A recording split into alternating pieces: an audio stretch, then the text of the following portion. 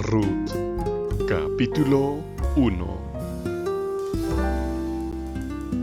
Oremos. Padre nuestro que estás en los cielos, por favor, dirígenos a través de tu Santo Espíritu para entender tu palabra y extraer lecciones para nuestra vida y también para aplicarla, Señor. En el nombre de Cristo Jesús. Amén. Hubo una hambruna durante la época en la que los jueces gobernaban Israel. Un hombre dejó Belén de Judá y se fue a vivir como exiliado en el país de Moab, junto con su esposa y sus 2 hijos. Se llamaba Elimelech y su mujer Noemí. Eran efrateos de Belén de Judá. Se fueron al país de Moab y vivían allí. Sin embargo, Elimelech, el esposo de Noemí, murió, y ella se quedó con sus 2 hijos. Los hijos se casaron con mujeres moabitas. Una se llamaba Orfa y la otra Ruth. Después de unos 10 años, tanto Mahlón como Kelión murieron. Noemí se quedó sola, sin sus 2 hijos ni su marido. Así que ella y sus nueras se prepararon para abandonar el país de Moab y volver a casa, porque habían oído que el Señor había bendecido a su pueblo allí con alimentos. Así que Noemí se fue del lugar donde vivía y con sus 2 nueras emprendió el camino de regreso a la tierra de Judá. Sin embargo, al partir, Noemí le dijo a sus 2 nueras: vuelvan cada una a la casa de sus madres, y que el Señor sea tan bueno con ustedes como lo ha sido conmigo y con los que han muerto. Que el Señor les dé un buen hogar con otro marido. Entonces las besó, y todas se pusieron a llorar a gritos. No, queremos volver contigo a tu pueblo, respondieron. ¿Por qué quieren volver conmigo?, preguntó Noemí. No puedo tener más hijos para que se casen con ellos. Regresen a casa, hijas mías, porque soy demasiado vieja para volver a casarme. Aunque esta noche me acostara con un nuevo marido y tuviera hijos, ¿esperarían a que crecieran? ¿Decidirían que no van a casarse con nadie más? No. Toda esta situación es más amarga para mí que para ustedes, pues el Señor se ha vuelto contra mí. Y volvieron a llorar a gritos. Entonces Orfa se despidió de su suegra con un beso. Pero Ruth se aferró con fuerza a Noemí. Mira, tu cuñada vuelve con su pueblo y sus dioses. Vuelve a casa con ella, dijo Noemí. Pero Ruth contestó: por favor, no sigas pidiéndome que te deje y vuelva. Donde tú vayas, yo iré. Donde tú vivas, viviré yo. Tu pueblo será mi pueblo. Tu Dios será mi Dios. Donde tú mueras, moriré yo, y allí seré enterrada. Que el Señor me castigue duramente si dejo que algo que no sea la muerte nos separe. Cuando Noemí vio que Ruth estaba decidida a irse con ella, dejó de decirle que se fuera a casa. Así que las dos siguieron caminando hasta llegar a Belén. Cuando llegaron allí, todo el pueblo se alborotó. ¿Es esta Noemí?, le preguntaron las mujeres. Ella les dijo: no me llamen Noemí, llámenme Mara, porque el Todopoderoso me ha tratado muy amargamente. Salí de aquí llena, pero el Señor me ha traído a casa vacía. ¿Por qué me llaman Noemí cuando el Señor me ha condenado? cuando el Todopoderoso ha traído el desastre sobre mí?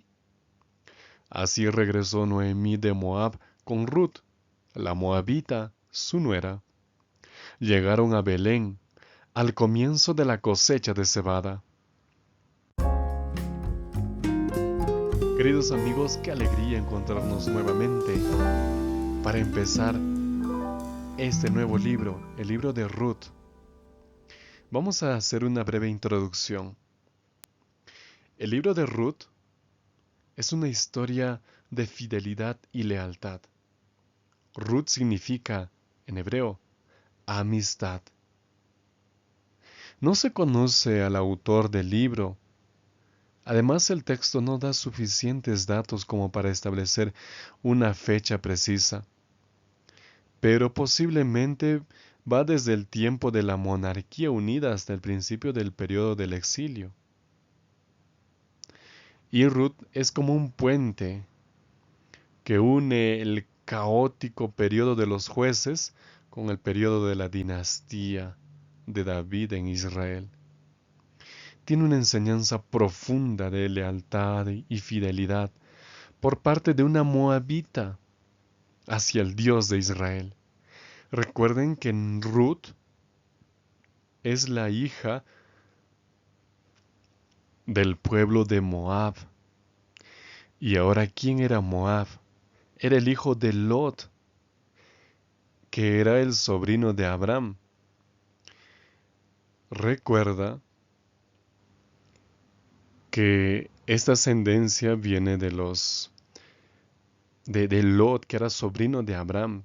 Recuerda que el hijo de la hija mayor fue Moab. Y justamente estas hijas habían cometido un incesto con su padre Lot, porque pensaban que ya no se podía preservar la descendencia, así que deciden emborrachar a su padre. En fin, todas estas consecuencias pasadas hacen preguntarse por qué Dios eligió darle el privilegio a Ruth de ser una de las que está en la ascendencia del Salvador del mundo. Su nombre está en la genealogía que señala la inclusión de individuos fieles de todas las naciones en el reino eterno del Hijo de David. Y ahí aparece también Ruth, a pesar de un pasado oscuro, a pesar de ser de otro pueblo pagano, a pesar de tener raíces oscuras. Para Dios no hay cosa imposible. Tal vez tú piensas, mi pasado es terrible, mi pasado no es digno de recordarlo siquiera. Mi pasado es feo, es horrible. Solo Dios sabe las cosas terribles que pasó en mi vida en el pasado, tal vez dices tú. Y es cierto, solo Dios y tú y tal vez alguien más sabe. Pero eso no es un indicador de que Dios no te pueda bendecir hoy en el presente y en el futuro. Tu pasado no va a definir tu futuro necesariamente. Eres tú finalmente quien lo define por tus decisiones. Ruth decidió obedecer al pueblo, a Dios y ser parte de su pueblo. Por eso es una historia de fidelidad y lealtad. Ahora vamos a extraer 3 enseñanzas más exclusivamente de este capítulo. Número 1. Dios no olvida a su pueblo, a pesar de su infidelidad. En el verso número 6 dice, entonces se puso en marcha con sus nueras y regresó de los campos de Moab, porque oyó en el campo de Moab que Jehová había visitado a su pueblo para darle pan. O como en la versión que leímos anteriormente, Dios bendijo a su pueblo. No había comida. En el verso 1 dice que había una gran hambre en la tierra. Y eso no debió de suceder en el pueblo de Israel. pues empezó a suceder porque ellos ya estaban rompiendo el pacto y una de las consecuencias de romper el pacto era el hambre. Pero aún así Dios se acordó de ellos y los bendijo. Dios no olvida a su pueblo, a pesar que su pueblo a veces puede ser infiel, pueblo difícil, pueblo terco, pueblo duro.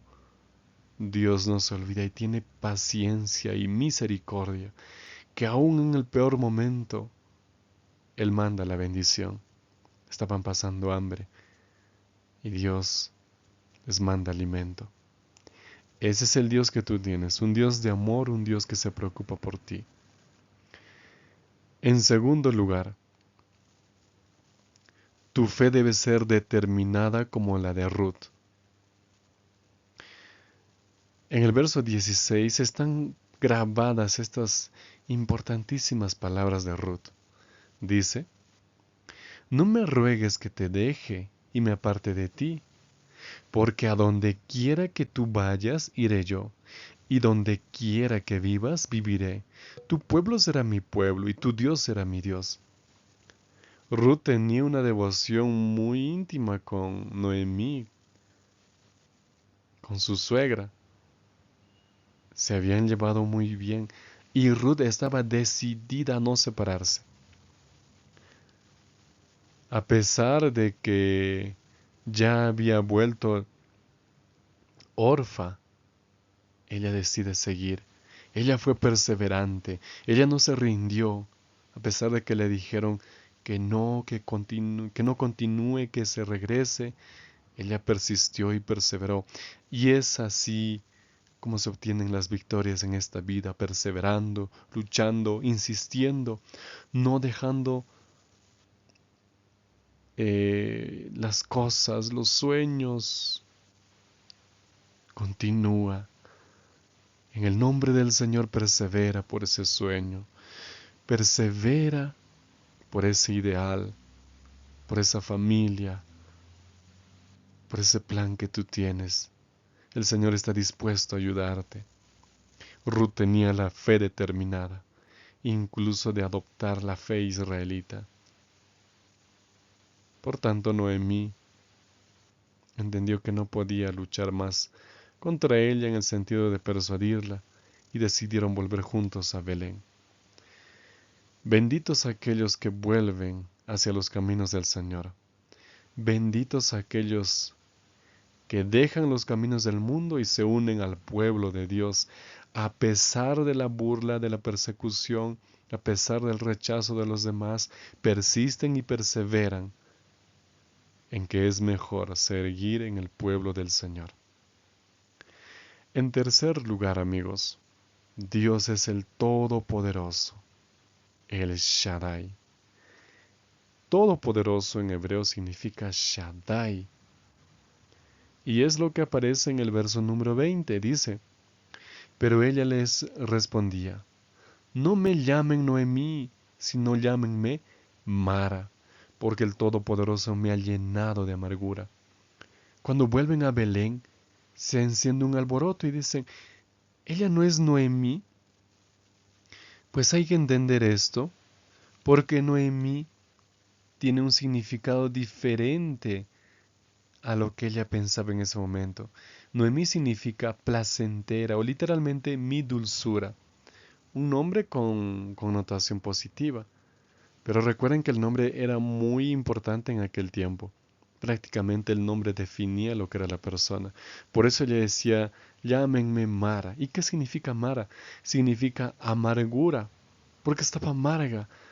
Se habían muerto sus hijos, su esposo, estaba sola, ya era de edad avanzada, estaba sin esperanza, sola en el mundo.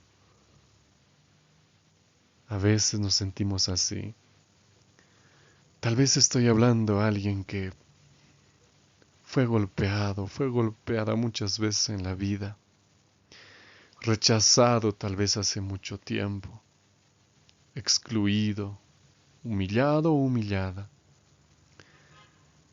Parecían que las cosas iban a ir bien, pero poco a poco a veces las cosas salieron mal por cuestiones que de repente no se entienden, por esas cuestiones inexplicables de la vida, de las cuales nos hacemos preguntas 1000 veces y solo en el cielo de repente encontraremos las respuestas. Pasan situaciones negativas y decimos, ¿por qué me tuvo que pasar esto a mí? ¡Qué amargura, qué dolor! A veces sucede eso y Dios permite, pero tiene un buen propósito finalmente, si tú estás en los caminos de Dios. Y eso justamente es lo que pensaba Noemí. Mi vida es amarga. Murió mi esposo, murió mi hijo, murió mi hija. Mi otra nuera ya la dejé y solo estoy viniendo con esta nuera que persiste en venir conmigo. ¿Qué hago? Por favor, no me llamen dulzura. No me llamen así, yo no tengo nada de dulzura. Al contrario, yo tengo una vida amargada. Pero allí también dice, el Todopoderoso. Allí está el nombre de Dios. Eso también aparece en el 21. Aunque dice que el Todopoderoso me ha afligido, Él es el Todopoderoso. No hay nadie más poderoso que Él. No hay nada que se resista al poder de Dios. No hay nada de lo que existe que no haya sido creado por Dios. Su poder es inimaginable, su fuerza es insuperable, su gracia es suficiente, su amor es infinito, su providencia es completamente suficiente. Él es el Todopoderoso. No hay cosa imposible para Él. Él hace surgir el todo de la nada. Él bendice desde donde no se ve bendición. Él te ama. En este momento, Él quiere verte de vuelta con Él. Y eso lo va a corroborar esta historia en los siguientes capítulos. Vamos a ver las cosas maravillosas que Dios hará en la vida de Noemí y principalmente en la vida de Ruth. Por eso Él es el Todopoderoso y Él está en el control de la historia. Había hambre, Dios aparece con la bendición. Noemí y Ruth estaban en la soledad, Dios va a aparecer con tremendas bendiciones. Por tanto, confía en el Shaddai, en el Todopoderoso. En Él están escondidos los secretos de la vida plena, de la felicidad. No busques en ningún otro lugar, solo en Cristo. Por eso la aplicación para la vida, para hoy, es lo siguiente. Construye junto a Dios una fe inquebrantable, como la fe de Ruth, y digas, mi pueblo será también el pueblo que es tuyo. Tu Dios será mi Dios. No me rendiré, no me daré por vencido, por vencida, seguiré perseverando. No me digan que me desanime, no me digan que abandone este sueño. Yo seguiré. Esa fe inquebrantable necesitas tener. Y eso lo hará Dios en ti. Vamos a culminar ahora con una oración. Señor nuestro, gracias por darnos la oportunidad de estudiar tu palabra aquí en esta nueva historia. Es la historia de Ruth. Una historia impresionante con grandes lecciones espirituales. Si tú has guiado a tu pueblo en aquel tiempo, lo harás también, Señor, ahora. Aprendimos que hay que ser fieles hacia ti, leales a pesar de la prueba y de la adversidad. Padre amado, aprendimos que tú no olvidas a tu pueblo, Señor. Siempre lo bendices. De una u otra manera, a pesar que tu pueblo es infiel muchas veces, Padre. Perdónanos por ello. Y aprendimos que tú eres el Shaddai, el Todopoderoso, el que no conoce derrota, el que siempre vence en la batalla, aquel a quien nosotros nos rendimos. Por favor, que tu nombre sea invocado en nosotros. Bendice a cada hijo, cada hija tuya que escucha tu palabra. En el nombre de Jesucristo. Amén. Que el Señor te bendiga mucho. Ten un bendecido día.